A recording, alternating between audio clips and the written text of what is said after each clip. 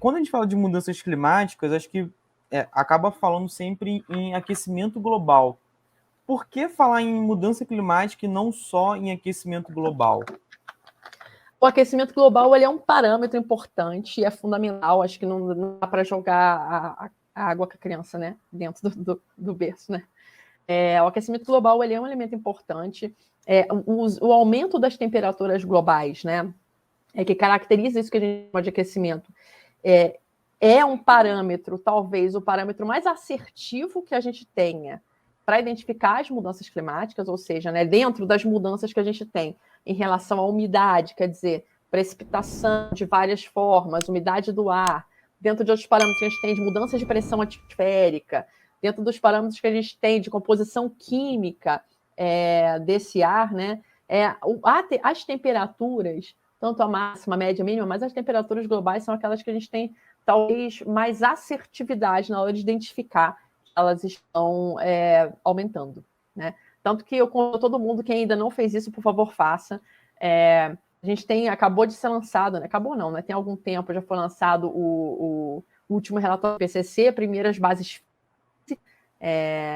enfim, foi lançado recentemente. A gente tem o Atlas Interativo do AR6, do último relatório do IPCC, em que você consegue ver, né, aquilo que seriam os diferentes cenários, mas que, enfim, tem outra proposta agora no relatório, mas você consegue ver, segundo diferentes níveis de emissões, né, o que vai acontecer projetado em termos de temperatura, né, e com outras variáveis também envolvidas. Assim, se você olhar a temperatura, você vê que, como eu falei, ela é a variável que você tem mais assertividade, tem mais certeza na identificação das subidas.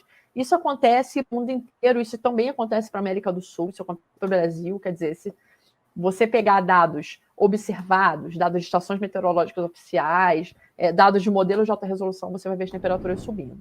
Com relação às outras variáveis, né, que estão envolvidas na discussão das mudanças climáticas, a gente tem feedbacks, que a gente chama, tem interações com outras variáveis, outros elementos, que tornam, para algumas áreas, tornam essa relação um pouco mais difícil, principalmente na escala de tempo atmosférico, né? Não quer dizer que as mudanças não sejam complexas e que o aumento na temperatura não afete outras variáveis, porque vai afetar, né?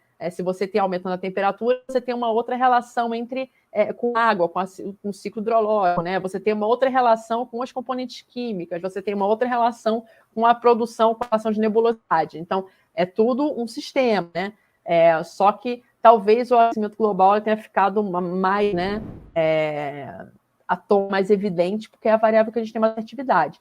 Agora, não quer dizer que outras variáveis também não estejam sendo influenciadas de maneira geral, inclusive a precipitação.